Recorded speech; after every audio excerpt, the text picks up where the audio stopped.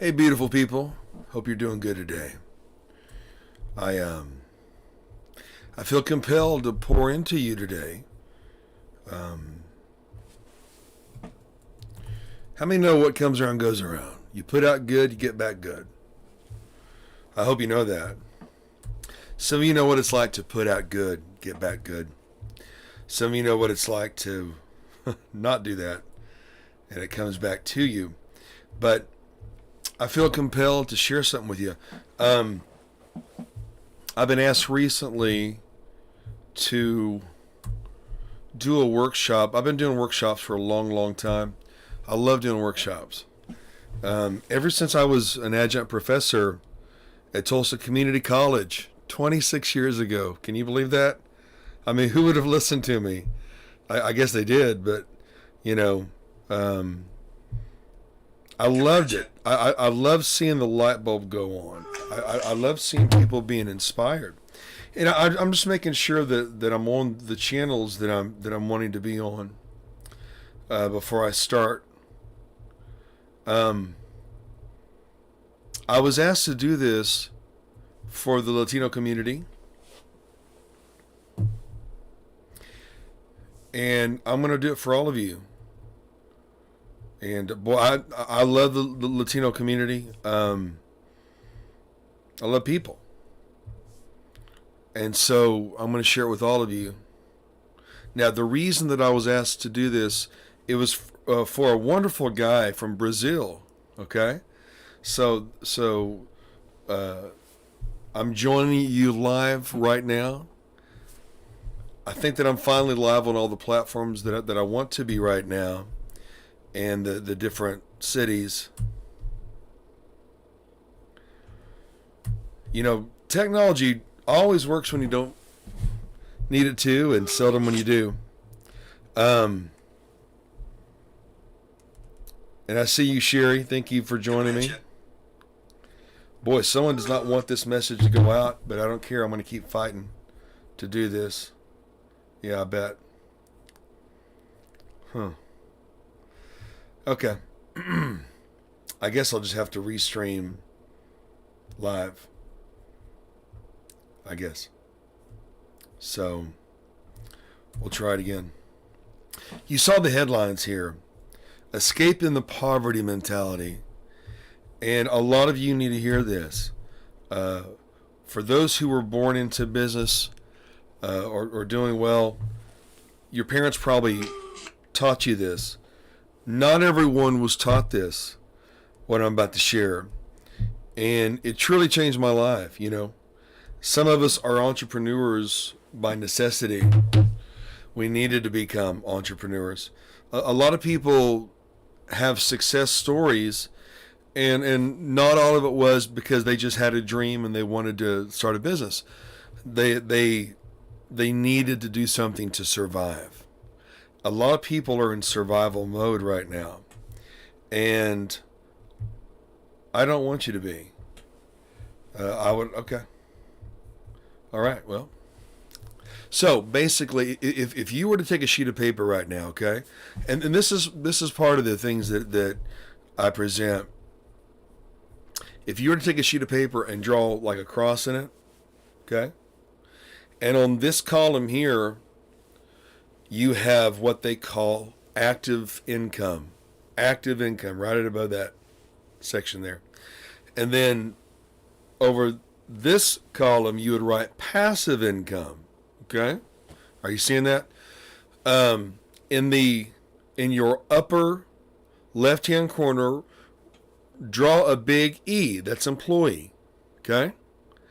In the lower left-hand corner, write the letter S. Okay?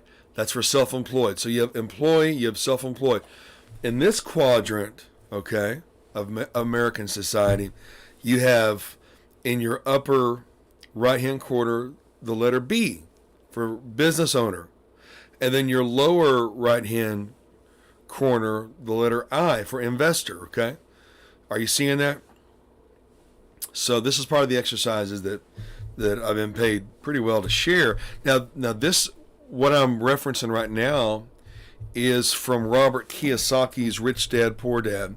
Robert Kiyosaki is brilliant.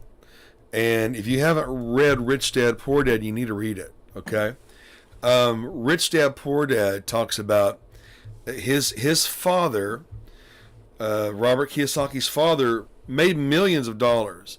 But at the end of the day, he was broke, okay? And so his rich dad, it was his best friend's dad, that took him under his wing. He wasn't broke. He thought like a wealthy person. You know, people who try really hard to look wealthy often are broke at the end of the month. Did you know that? That's why some of my friends, you know, some of the richest people in the country are friends of mine from West Texas, the Permian Basin. A lot of people don't know the most patriotic, richest part of the country is the Permian Basin. The oil. You see the show Landman. Well, that's where that's from. So I'm trying to share the meaning of spotlight, and boy, just amazing how I just can't do that. Hopefully this is being shared now, but you know, I'm speaking to some areas that are known for being impoverished areas. You're either rich or you're poor there. And the people who consider themselves poor, they really don't know how to get out of it. And little do they know that the way that they can get out of a poverty situation starts here, okay? It starts here. So with that said, you have employee, you have self-employed, you have business owner, you have investor. This side is active income, this side is passive income, okay? Active income, you're being paid by the hour or you're being paid by the job, okay? People who get to experience a measure of wealth, they're seldom paid by the hour. You can make a lot of money per hour. You know, I've made $1,200 an hour doing seminars, but there's only so many hours in the day, right? If you're paid by the job, then you're more positioned to build a little extra income, a little extra wealth. And so you need to understand that. But that's still active income, right? I know what it's like to have 7 jobs. 7. I'm not joking. 7. Okay? And that's why I can't understand people who don't even try to have one. You know, they want my money for sitting around and doing nothing, but I remember working 7. So I know a lot about that active income. But the passive income, that kind of income is you don't have to be there to make it, right? Like if people own rent houses, they don't have to be there to make that income. Okay? That's more passive income. Rent houses.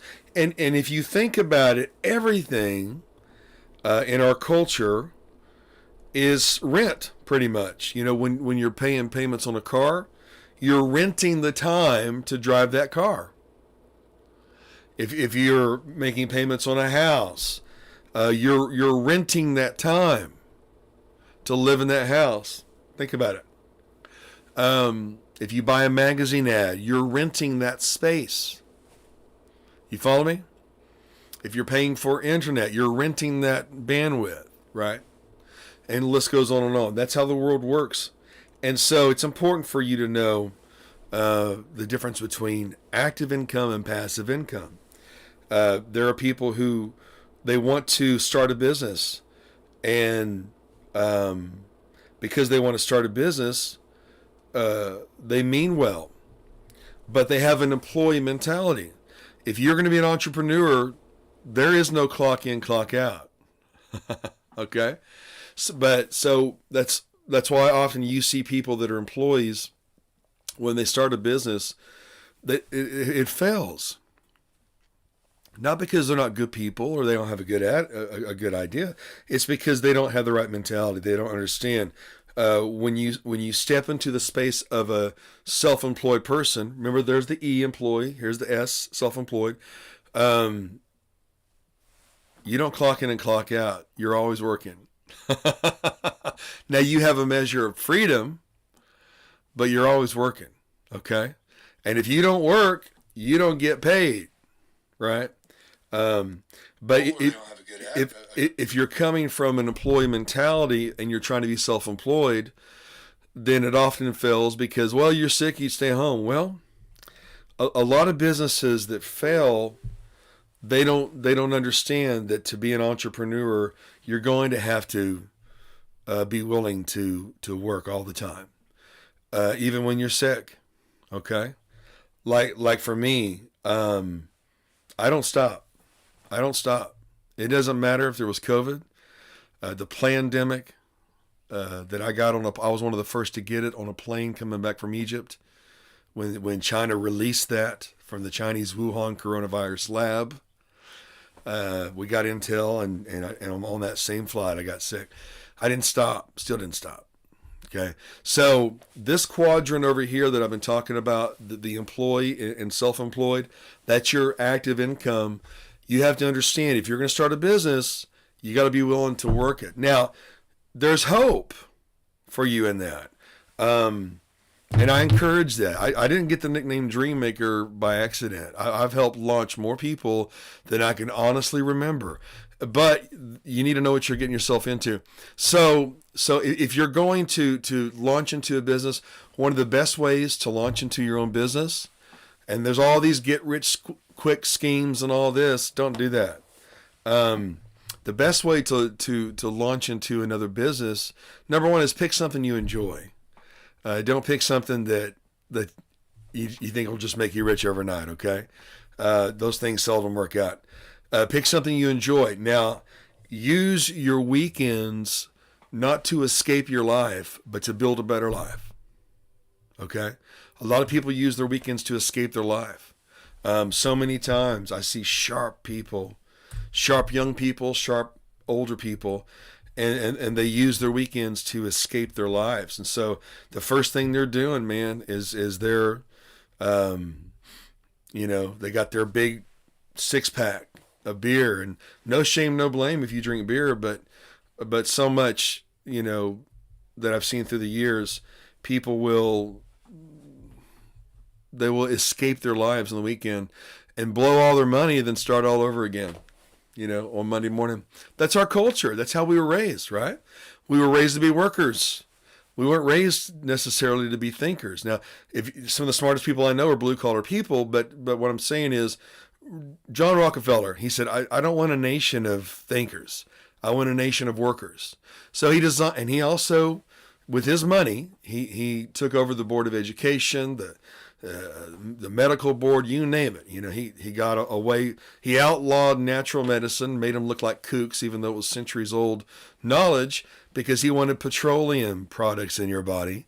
And that's why you have to keep getting refills of your prescription, because it's not natural and it's foreign to your body. No shame, no blame if you have prescriptions. God bless you if they helps you. But I'm saying, you just need to understand where all this is coming from in our culture. He didn't want a nation of thinkers. He wanted a nation of workers. He said that. That's why your school day is broken into 8 hours, right, for kids, and you have a factory lunch break in the cafeteria. Okay? So that's what he wanted. It is what it is. Well, so in the active income, you have the employee, then you have the self-employed. You have to have a self-employed mentality to succeed. You got to be willing to work. You want to launch into something? Well, good. Understand, and those who know that there is no, whistle time and you clock out. You have to pay attention to that business. Now, the best way to launch a new business is to keep the job you have and to launch something in the evenings or weekends. Harv Eker, I think he talked about gaining the entrepreneur mind or the warrior mind. This is 17 years ago, but basically, he said millionaires are made in their part-time. And a friend named David Chapman, I haven't spoken to David in a long time. I've tried to reach him, but I met him like 26 years ago. We were in Vista, California, and he said, Brant, I want to take you to dinner, and I see that you have a lot of talent, and I was so green. I was 30 years old, and I was, preparing to do workshops for hundreds of leaders. And so David shows up in this rental SUV, a Lexus rental SUV, and this is 2000. So, it's pretty impressive. And I said, hey, nice rental SUV. And he said, yeah, I couldn't imagine meeting Jesus in a neon. And I thought, well, that's, what I found out was he almost died in a neon. So he wanted to always be in a bigger car. I thought it was a money thing, but he always wanted to be in a bigger car for his safety because he almost died in a neon. If you remember those neon cars. And so he took me to dinner. He said, I just want to let you know that I see your talent, your musical talent, your speaking talent, and your passion. And I just want to let you know that I'm not impressed. I'm like, what? Okay. But he began to tell me, he said, look, there's a lot of talented people out there, but they're not willing to do what it takes to do to launch into new endeavors, to build your dreams. And so I took that to heart. He said, you need to do it. You need to take action. And I appreciate you, David. And I did. And I became, a speaker. And I did that same year, a seminar for over 300 leaders in Tulsa, Oklahoma. And then, I was a keynote speaker for all the YMCA and Oklahoma and Texas, managers for 2 days at the DoubleTree in Tulsa. And so his advice really paid off. You have to be willing just to do it, put your nose to the grindstone, be willing to do whatever it takes when you're self-employed. But one of the most important things he told me is to cover your base so you can pursue your dreams. Cover your base so you can pursue your dreams. Because some of you have dared to branch out, and you went full time into your business idea. And when it didn't pay the bills, maybe you felt like God lied to you or something, or maybe you're just disheartened. No. You need the right footing. You need to come from a place of strength when you're launching a new endeavor. Sometimes it works out when you go full throttle and you're working for yourself, and you have to, and it takes off. Great. That makes me happy. For the most part, though, it doesn't work that way. So cover your base so you can pursue your dreams. And when you're launching a new business, start in your part-time and use your weekends to build a better life, not to escape your life. Okay. But going from the active income, which is employee, self-employed, quadrant, to where people in America are wealthy, that's a little different story. That's more of the passive income. You don't have to be there to make money, okay? And by the way, I'm not selling you anything in all this. There's not one product I'm going to point you to, okay? I'm doing this because I love you, and I know there's entrepreneurs out there, okay? So I'm not leading up to a sell here. But in the passive income, that's maybe book royalties, maybe land lease, right? Maybe oil field royalties for those of my friends, my audience in West Texas. Maybe that's rent house income, right? You don't have to be there, but you're still making the money. That's passive income. When I did my first instrumental album in the early 90s, I would always get on my flip phone a notification that I sold another album. Well, that felt good because, and that was before streaming. Before streaming, you could actually make money as a musician. You could actually make an income selling music. Now you need 300 million streams to make minimum wage. So, but these are the good old days of music publishing. But I would get a notification that someone bought my instrumental album. That made me very happy. Well, that's passive income. I didn't have to be there to make that income. Make sense? So remember the four quadrants here. There's the E, employee, self-employed. Over here, more of the passive, there's the business owner. You don't have to be there to make the income. And then the investor, you're creating new ventures. Now, you'll be all for those things. And those who know. You'll be an employee, you'll be a self-employed, but you'll also be a business owner and an investor. You'll be all of those things. Okay. And typically when people think investor, it's Daddy Warbucks. I got all this money and I'm investing. Well, no, there's investment in time. There's sweat equity. Yeah, there's money. right? But you're doing new ventures too. So basically, most people have never heard this before. The four quadrants of American society: the passive income side, the active income side, which is employee and self-employed. Seldom get wealthy, but you have more freedom self-employed, but you never stop. And then the more passive income, more wealthier opportunities, business owner, where you don't have to be there to make money, and an investor, you're starting new ventures. Okay, so just knowing that, that's going to change your life if you apply it. Knowing where you are, and there's no shame, no blame if you're any of those things. Again, those of us who are entrepreneurs, we're all of those things. We're an employee for ourselves. We're self-employed, obviously. We get sick, we got to work anyway, unless we have help. Business owner, we own the business. Investor, we're starting new ventures, right? Maybe opening up new channels of income. So, and that's one thing that I've always enjoyed doing, is taking a business and increasing their income. There's a business as of late that I've increased their business by 60%. Some will tell you 80% in their business. There's a way to do it. The number one way to increase cash flow in your business is with existing clients, existing customers. So that's a whole nother talk right there. But just want to introduce to you that thing, the four quadrants, and to know where you are. Okay, if you're going to launch out into your own business and be self-employed, you have to drop your employee mentality of clock in, clock out. I'm watching the clock, right? 1 week of vacation a year that I come back more tired because I'm so stressed out trying to fit my whole life. And no shame, no blame, but understand where you are. If I'm going to be self-employed, I got to drop the employee mentality. I'm going to work when I'm sick. I'm going to work when I'm tired. I'm going to work when I don't feel good. If I'm happy and sad or hungry or lonely or angry, mad, whatever, I got to do it. I got to do it.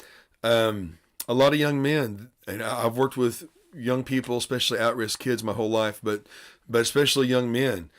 Young men, when you get that mentality, not the clock in, clock out mentality, and then blow my weekend and my money, but the take charge entrepreneur mentality in your life, even if you're an employee, but you do what needs to be done.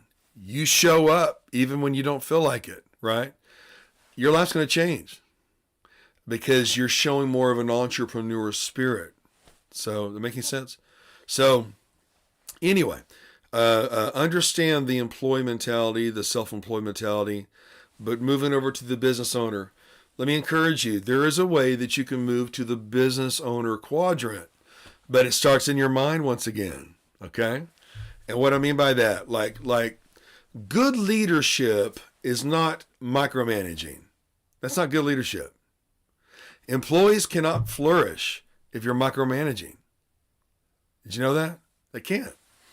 If they don't feel that you trust them to make decisions, and you're micromanaging and you're a control freak, you're never going to grow. But if you struggle with that, let me encourage you in this. There's a method where you can begin to expand within your own company. It starts with your mentality, better leadership. And a good leader does this. I do this. You watch me do it. Right? Then you do it with me. Right? So I do it. You watch me. We do it together. And then you do it and I watch you. And then you do it and I do something else. That's how you break into that realm. You go from being self-employed into more the business owner with a leadership mind of I do it, you watch me do it. We do it together. I watch you do it as you do it. You do it, and I do something else. And maybe that's a new feature in your business. Maybe that's a new project. Maybe that's a new business, right? Some of the smartest people I know have multiple businesses that support each other. I knew a guy who had a lumber yard. Well, then he starts a contracting company. Then he starts building homes, and his companies are all buying from each other. Okay? So, but it required him to stop the world, to not be such a control freak. Yes, you want excellence, but that's a matter of training. You know, people, a long time ago, people would hire me and pay me for who I was. They knew the success that I had, and yeah, I had to deliver. I mean, I still had to deliver. But it's a wonderful thing when you go from being paid by the hour, and then being paid by the job, to being paid for who you are. AI can't replace human interaction. AI cannot replace true encouragement and relationship that requires relating. Okay. So anyway, and then someone texted me, make customers fall in love with your business. That's so cool. Yes. It's said that a leader touches the heart before he asks for a hand, or before she asks for a hand. So if you really care about your people that are working for you, you really care about your clients, okay? And when it comes to people that you're training up in your company or your business, you're putting trust into them. You give them freedom to fail. Now, obviously, certain things you just can't just flippantly turn over. But again, be encouraged to know that's how our country works. There's employees, there's self-employed, but then there are business owners, and then there are investors. The last thing I'll talk about briefly, investors. Invest in people. You can't go wrong investing in people.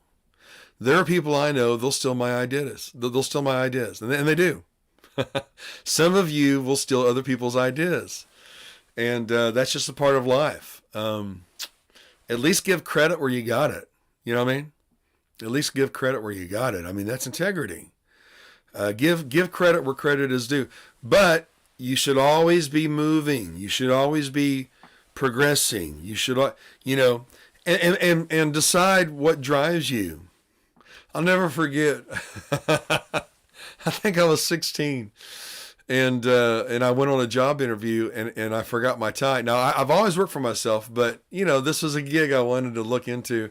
And the guy, his name was Jamie Head, and he was from England. Oh, hello, Brant. And he was going, I'm just trying to figure out what makes you tick. And I was so impressed with him. He was so cool, so well put together. But that was an epic question. And when you're a young man, God knows there's all kinds of things. Your mind's not on adult things. Your mind is not on responsibility necessarily. To a degree it is. But what makes you click?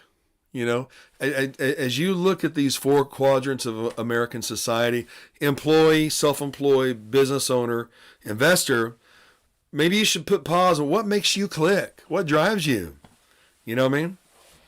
I've got to, when I wrote Hollywood Marketing on a Mayberry Budget 20 years ago, audiobook, that was ahead of us. I've always been ahead of the game, but when I did that, I wanted to celebritize people, and I do that. Some of you that are working with me right now, you've become well known in a very short amount of time, haven't you? Well, there's a method to it, and because I had interviewed celebrities. And I love a lot of these celebrities, but they'll charge you $20,000 or more just to show up and do a celebrity endorsement. And that's good. The number one way to connect the community to your business is with special events. I get it. But I thought, well, what if I just make the owner famous? And I did. So save all that money and get with the right marketer who knows how to make you well known, right? But back to knowing what drives you. What drives me? I want to ignite the greatness in people. That's it. I got that from Les Brown. Look it up. Les Brown. Great story. And so that's what drives me. I love people. I want to ignite the greatness in people. There's a certain rush I get, when I see people succeed, especially when I help them succeed. Many times overnight, literally. But that's also why I choose my clients. I don't advertise. I've never had to advertise. Never had to advertise my whole life. I chose my clients because I had, when people would find out about me in Tulsa, I'd have people that they were talented, they were handsome or beautiful, but they had no substance. They didn't have any substance. Oh, just make me famous. Yeah, just make me famous. And I'm like, no, I ain't going to make you famous. You don't deserve to be trusted with notoriety. You don't care about people. You fall into that category where you love things and use people. I don't love things and use people. I love people and use things because I've been used. And a lot of you have been too. So know what drives you as you approach this. Use the weekends to build a better life, even if you're going to stay an employee. Not everyone needs to be self-employed. Not everyone needs to own a business. Quality of life. Some of you would love going somewhere and putting in your ear pods and building airplane parts, and you're happy and you love that, and the culture of giving each other a hard time in the factory. That's fun. I've lived that too. And you go home and love on your family. Good. That's success. Success isn't a money amount. It's not. I promise you it's not. I know. I remember times in my life, God, I had thousands of dollars just falling out of my pockets. But it took so much more money to keep that going, and time away from family. Choose quality of life. Some of you, it's being an employee. Some of you, it's being a self-employed. Some of you, it's being a business owner. Some of you, it's being an investor. But understand our society and where you fit in, and know that nothing's impossible for you. So stop the world. Take a deep breath. Forgive everybody. Forgive yourself. Love people. Be inspired. This is the only day you have, is today. Act like it. Act like it all depends on you. But pray like it all depends on God. Making sense? So anyway, a little entrepreneur talk there. Understanding those 4 quadrants. Write it down if you need to. And above all things, you know what? Choose quality of life. And those kids, they grow up faster than you think. And so, there's the enemy of the best is the good. There's good things you can be doing, but there's the best things you can be doing. What are you doing? So choose the best things. Choose quality of life. Do good work. Love people. Love God. Make the world a better place. And